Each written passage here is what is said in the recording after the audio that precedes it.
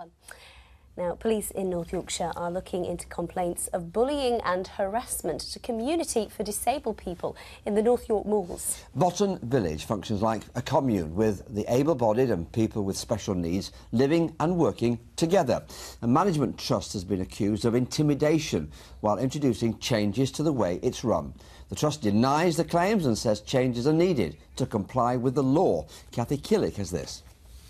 Set up nearly 60 years ago, Botton Village is a special place where adults with learning difficulties live in family groups with volunteers called co-workers. They're not paid, but living expenses are met and farming provides food for the community. Some residents and co-workers have lived here happily for decades, but changes are afoot. New tax laws are prompting the village's management trust, called CVT, to turn the co-workers into paid employees, working shifts as carers and no longer living with the residents. While some are happy with the changes, many more are not.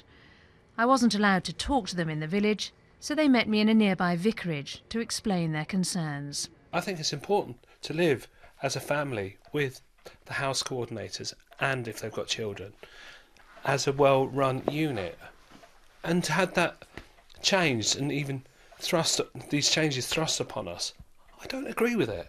The changes at Botton have been making me feel scared, upset and frightened. We might end up one time with carers in the house, and we don't really want that, we don't like it.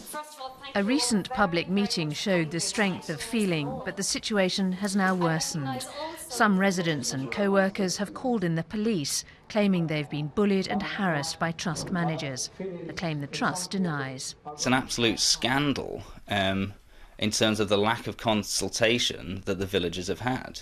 They haven't been informed, there's been no conversation, dialogue with them at all.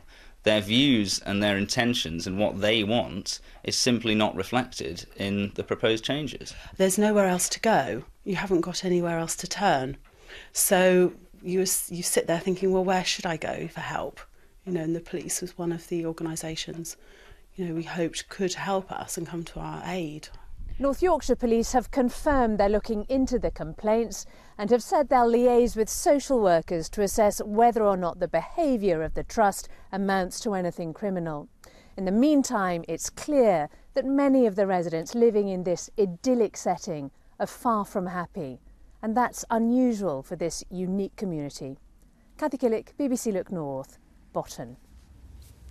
Well, we did ask the Trust for an interview. They were unable to provide one, but they did give us a statement from Hugh John, who's the Chief Executive. In it, he says, "We take the safety and well-being of people we support and those who provide their support very seriously, and we have stringent safeguarding policies in place to ensure any allegations that are brought to our attention are thoroughly and urgently investigated." He added, "We are confident that there has been no bullying, harassment or mismanagement, and that there will be no police case to answer.